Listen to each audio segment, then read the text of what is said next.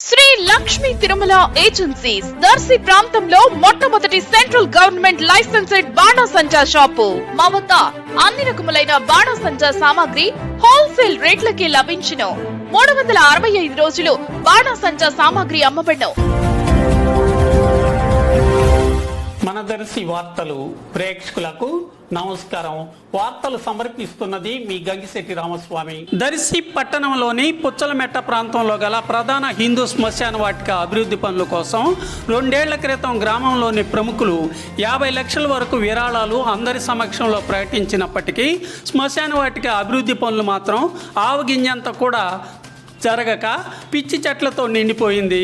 గతంలో కొందరు పెద్దలు శ్మశానాన్ని కొలిపించి హద్దురాళ్లు బిగించారు. వారిలో చాలామంది ప్రస్తుతం లేరు. 2 ఏళ్ల క్రితం పలువురు విరాళాలు అభివృద్ధి పనులకై ప్రకటించినప్పటికీ ఏ కారణంగానూ అడుగు ముందుకు పడలేదు. నగర పంచాయతీ వారు కూడా ప్రత్యేక చర్యలేమీ చేపట్టలేదు.